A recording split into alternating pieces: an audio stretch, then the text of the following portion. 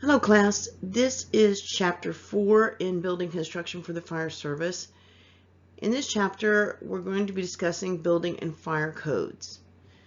This will explore the history of building and fire codes, the types of codes, the difference between a code and a standard, post 9/11 changes to building and fire codes, and how knowledge of building codes affects firefighting as a whole.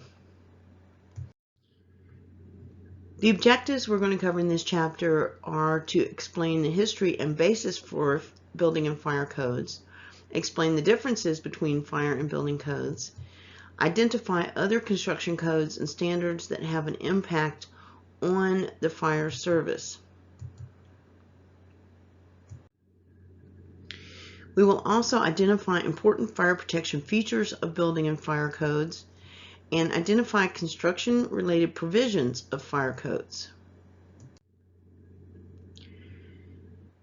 Now, fire protection regulations, the history of building codes, was usually based on local experience until about the late 1800s, when communication started to get better, literacy started to improve, communication overall, large areas improved, and newspapers came more into existence, so knowledge became more common and more universal codes began to develop as a result. There was also the evolution of a National Association of Fire Engineers, and that evolved here in the United States, and they developed a set of 8 simple fire protection concerns in 1873. The insurance industry played a role, and they prepared the National Building Code in 1906. They also are responsible for the National Board of Fire Underwriters.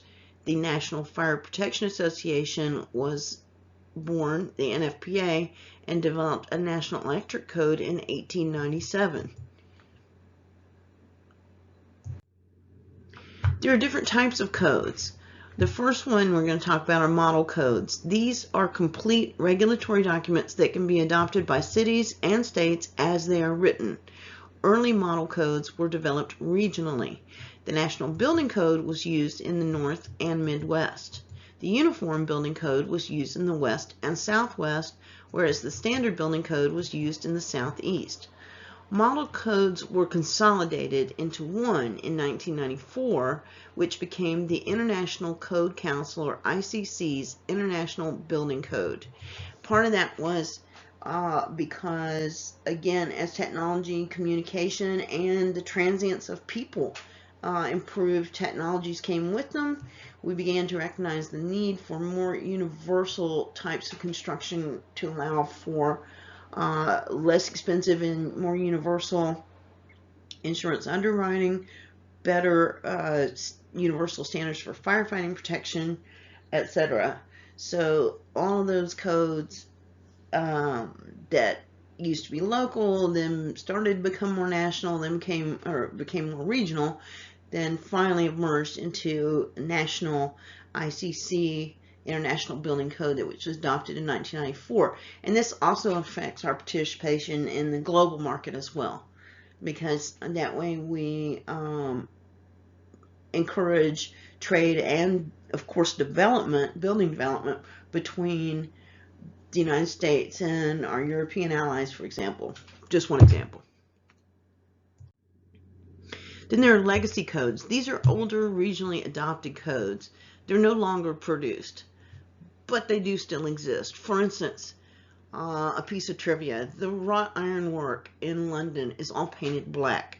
And the reason for that is because when Prince Albert died, Queen Victoria was absolutely grief-stricken, famously, and she had all of the wrought iron painted black, and it remains black to this day as a legacy code in London, but these are no longer new ordinances that are handed down or produced.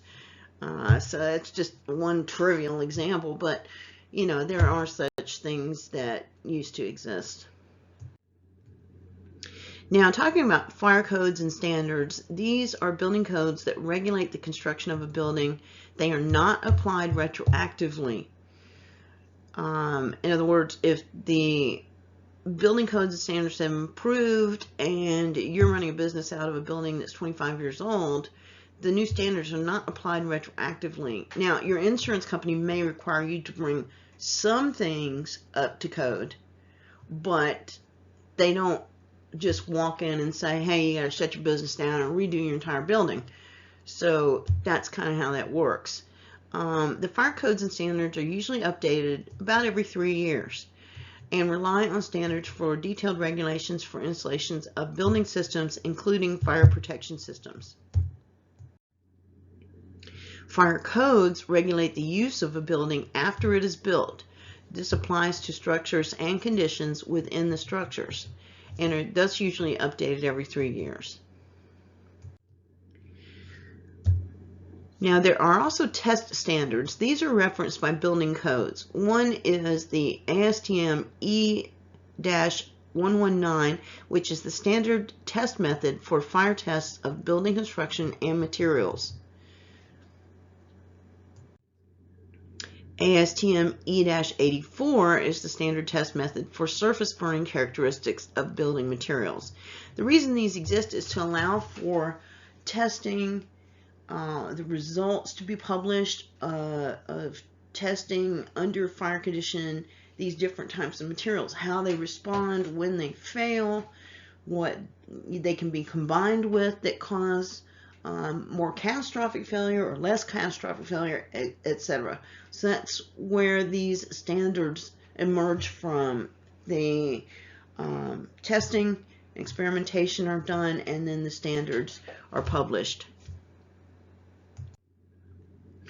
The fire protection basics of the building code are dictated by the type of construction, and we talked about the International Building Code already. And there are 5 basic types of construction: fire resistive, non-combustible, ordinary, heavy timber, and wood frame.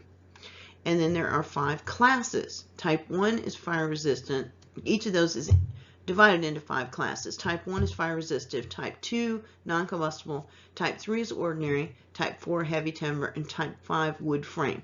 So you might hear them used by either term or both.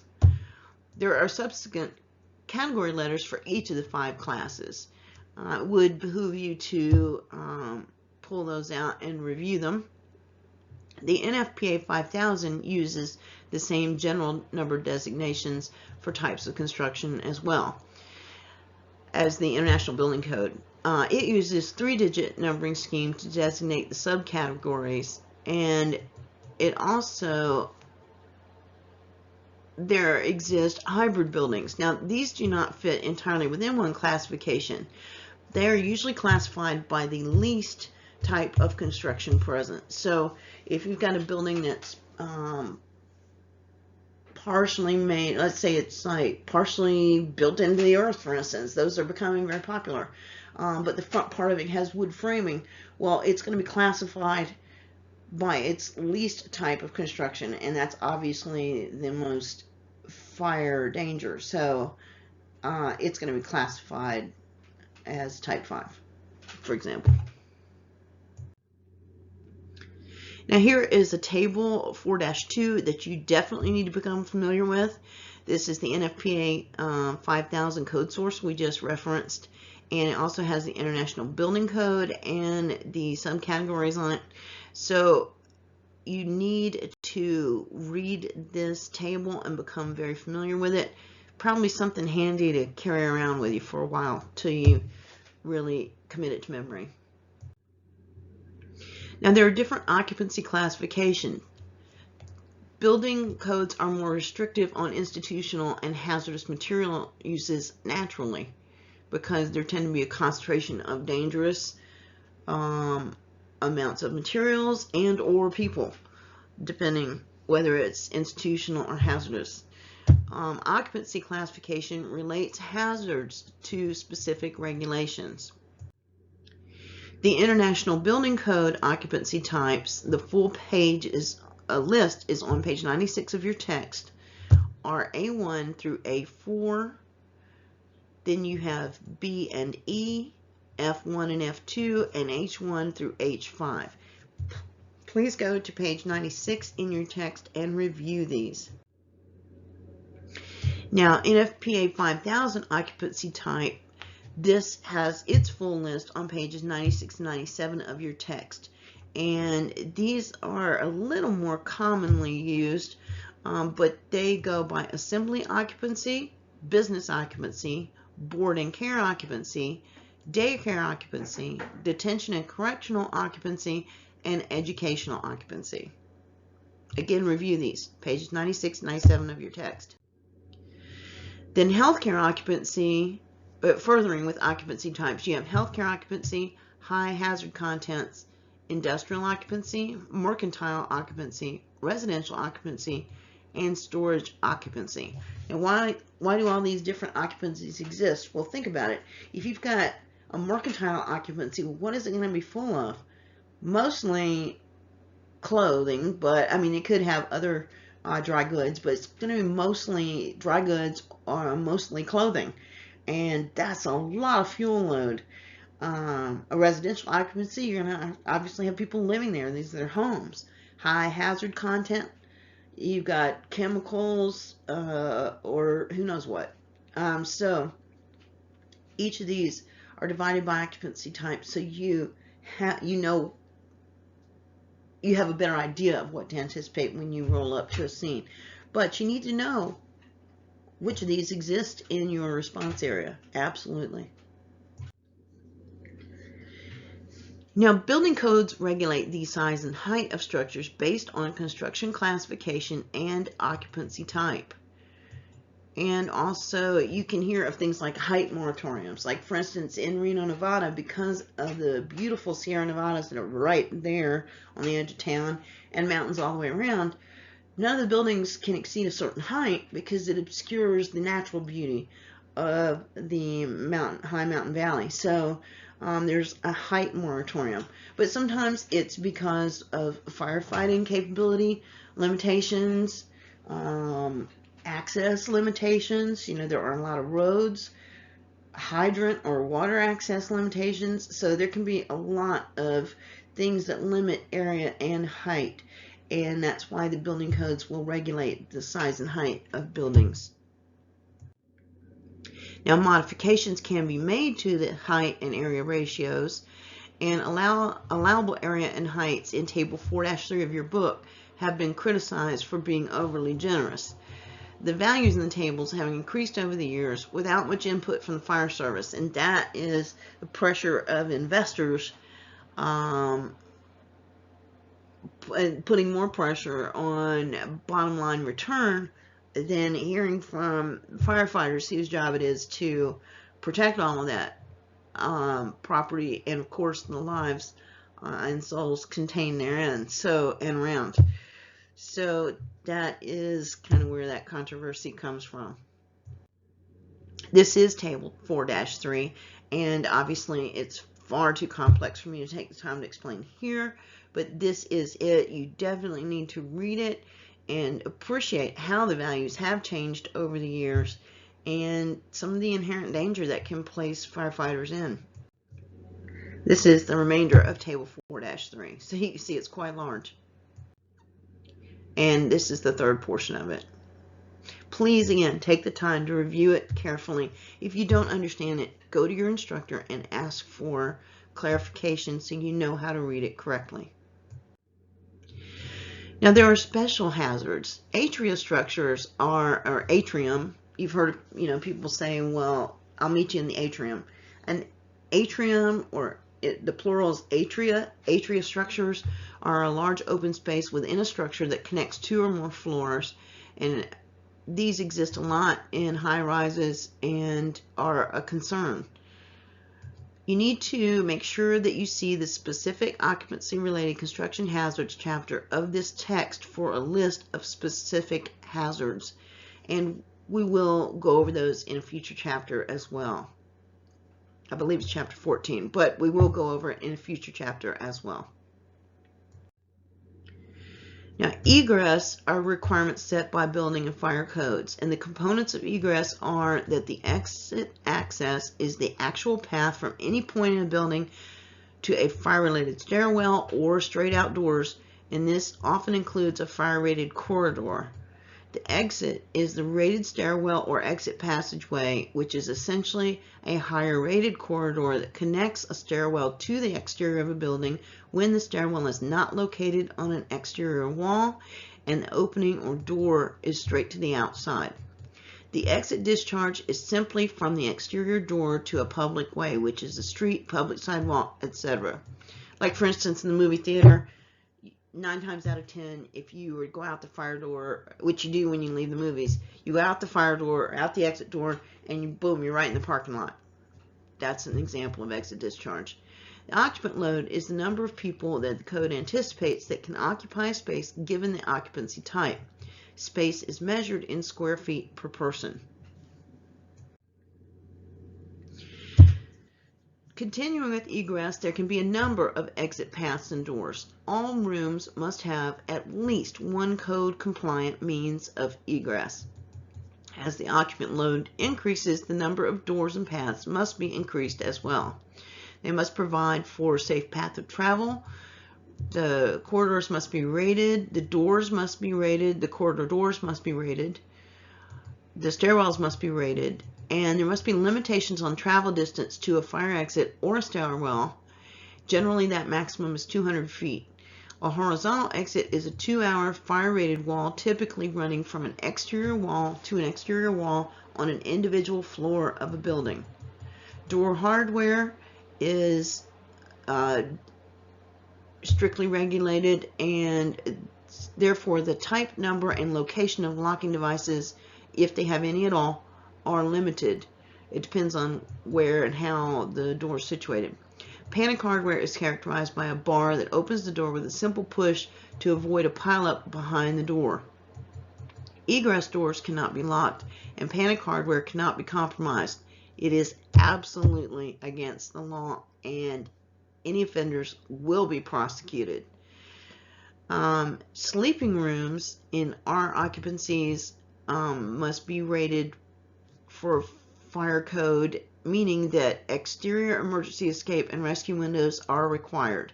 These windows must be a minimum of 5.7 square feet in area with a minimum of 20 inches in width and 24 inches in height. Some have fixed burglar bars, and they can be dangerous, and they're prohibited by all model codes. So burglar bars now are latched so that they can be cut by a weld or unlocked and swung open, unlatched and swung open. But then what's the point of having them? But they are very dangerous because they're fixed, and all modern model codes prohibit them, absolutely. So that's why you see them on buildings constructed before about 1980, late 80s at the latest. You don't see them on newer buildings because they're death traps. Then you have fire protection systems. Building codes regulate these fire protection systems and cover in detail the features of fire protection chapter. For disabled occupants, there are model building codes, and these are a result of the Americans with Disabilities Act, ADA of 1990. These increase the safety of the disabled and include fire alarm systems with both visual and audible signaling devices, as well as ramps for wheelchair-bound individuals. It provides, or is supposed to provide, for an area of refuge pending rescue, and that area of refuge must have smoke barrier protected rooms located near stairwells, have international symbol of accessibility, which we recognize as a person in a wheelchair. That is literally recognizable everywhere in the world and is the standard everywhere in the world. Disabled people have been instructed to wait in protected areas for you to come and rescue them. So make sure that you know if such an area exists and go and get them. And this area must have a two-way communication system as well. Now let's discuss elevators. There are two varieties. You have electric cable with elevator power controls on the top floor of a building, and hydraulic piston elevators with elevator power controls on the first floor.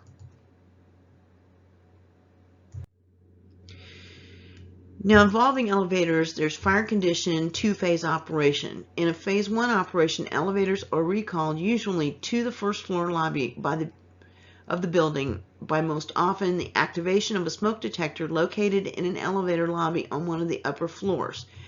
This is an automatic system. It detects the smoke, drops the elevators. In a phase two, it's not exclusively, but most commonly that is the case. In a phase two operation, the firefighter selects one of the elevators in a bank or a group of elevators to access the upper floors.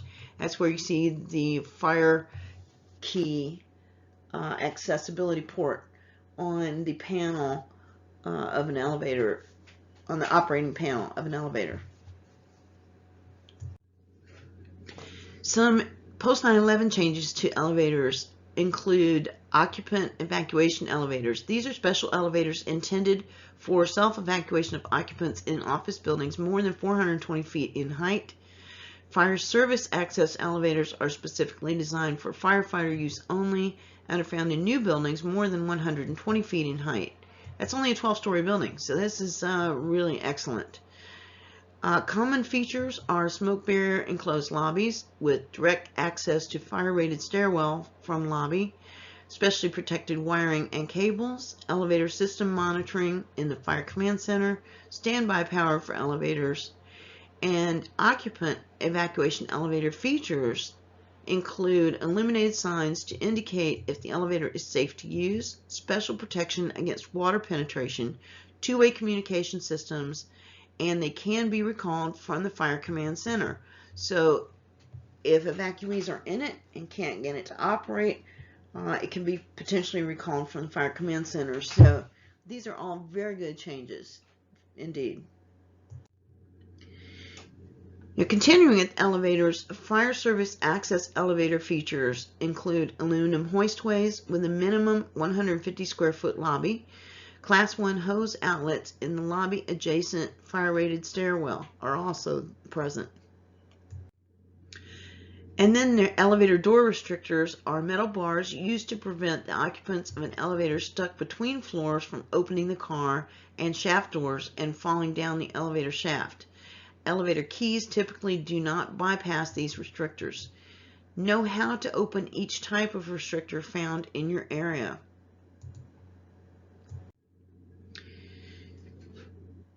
We're going to discuss building construction and fire codes now. Specific construction type provisions in the fire code.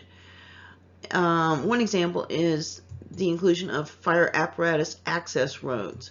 Everywhere in Southern California, if you go into anywhere that has like a neighborhood with a cul-de-sac or some woods or hills behind it or canyons, you're going to see a gate with a dirt road that says fire access road only. That's one example of that. Also, with building construction, there must be smoke management fans, flammable liquid storage rooms, firefighter communication provisions. Complete emergency responder radio coverage is required in all new buildings, and existing buildings must also comply with these new regulations. So that's when I said that an older building may or may not be completely fire compliant, but there are some things that are absolute requirements and have to be done no matter what. These are obviously critically important life safety and communication tools and devices and accessibility provisions. So they must comply. And basically what will happen is the business owner won't be able to get any insurance underwriting without it, or the building owner.